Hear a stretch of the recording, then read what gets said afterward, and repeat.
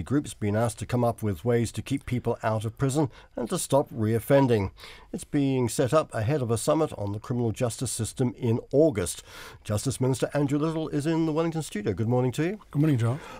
It's been suggested that politics, in fact the comment made by Chester Burrows, that politics has been hindering effective criminal justice reform. Is that your view? Yeah, I think it's been very easy for politicians over generations, certainly over the last 30 years, to retreat to some pretty, staid old lines, tough on crime, soft on crime, and there's been this sort of bidding war in terms of penal policy.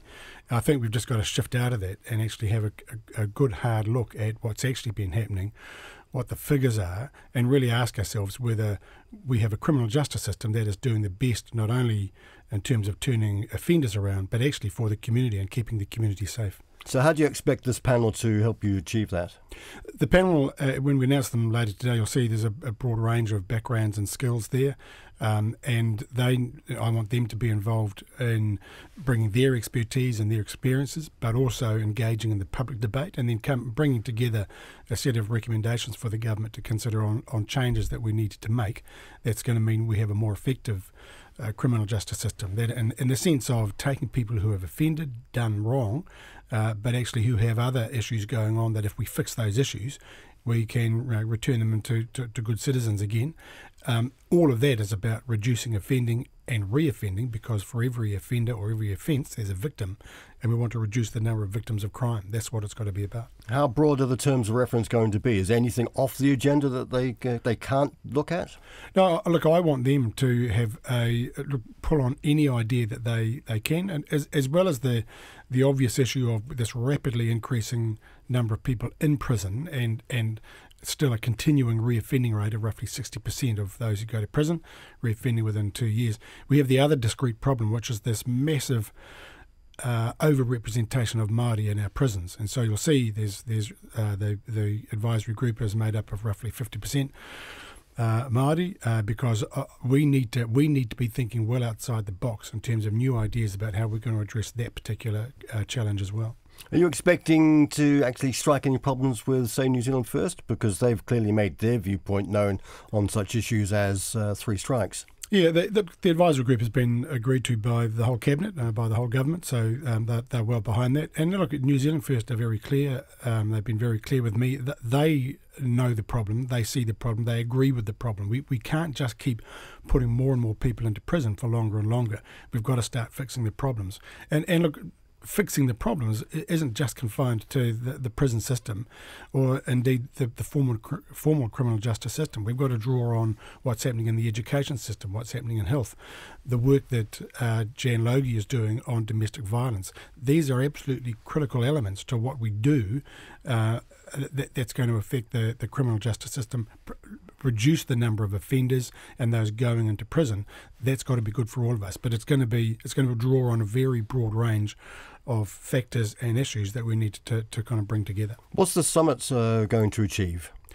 That's really about, it's a big public event to focus attention on just what is happening at the moment and what has been happening in the last 20 or 30 years in New Zealand, and then to look around the rest of the world and say, are there other ideas that we can draw on that could change what we're doing here? In fact, not just around the rest of the world, there are things that have been happening in kind of pilot form and trial form in New Zealand over the last few years too, and really we've got to pose the question whether we need to roll out more of that. So, for example, the alcohol and other drug courts, which was a judge-led initiative. Some of the work that the police are doing. I mean, my colleague Stuart Nash is launching another iwi justice panel in Auckland today, and that's a police-led initiative about dealing with young offenders to try and get them off that inevitable track towards adult prison if nothing else happens. So there's stuff that we've been trialling in the last few years that perhaps we can have a look at and say maybe we should be rolling this out more generally. We do analysis and talk and summits and panels and working parties very well in this country. Very often little actually changes as a result of it. What guarantee can you give that what comes out of this working party will actually see the cold, hard light of day and be implemented? What I can say is there's a determined group of ministers, myself, Kelvin Davis as Corrections Minister, Stuart Nash as Police Minister, Jan Logie as Under Secretary for Justice on Domestic Violence, or Peter Williams-Seo as Associate Justice and dealing with youth justice, as well as, look, from the Prime Minister down really, totally determined to change what we're doing, because what we're doing at the moment is not good. We can't just keep putting thousands and thousands more people into prisons. And the previous government, their only answer was to build a mega prison rather than deal with the underlying issues. So we are totally determined to take a different approach and to do the things that are not just going to stop the offending, but actually make our community safer. Because there's only one reason we have a criminal justice system. It's in addition to kind of the punitive elements. It is about keeping the community safe from offending and reoffending. But it is actually, the basis of that has to be stopping people offending in the first instance, isn't it? Yeah, look, we're not going to stop people, we're not going to stop a whole lot of offending. What we can do is intervene in a way that means that those who have offended are called to account, and those who can be changed, and that's a large chunk of the prison population, with a bit of effort, that we get them off that offending track. There will be some, and there are people in prison now for whom prison is totally the right place. And we're going to have a prison system that is fit for them too. Keeping them in prison is about keeping the community safe.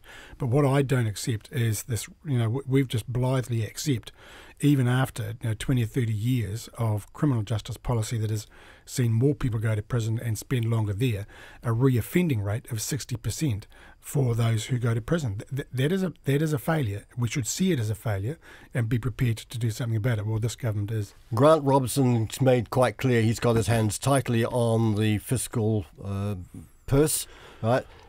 Is your initiatives, or may your initiatives actually be stymied by lack of money?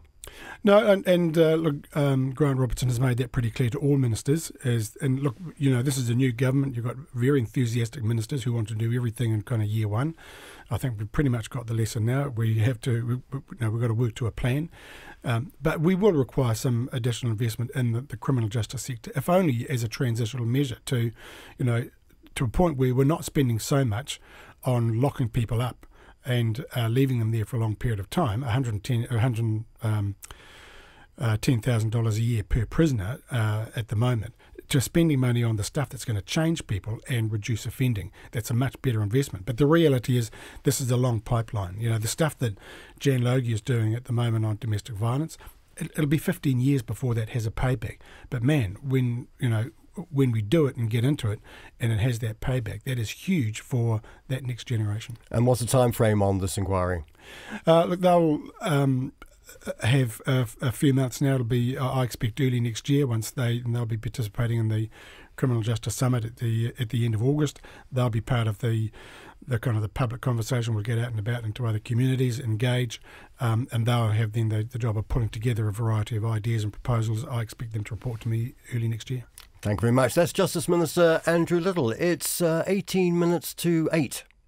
Statistics New Zealand is under fire for the large hole in the data gathered in this year's census. 1 in 10 people didn't participate in the count, which is used to determine how billions of dollars of tax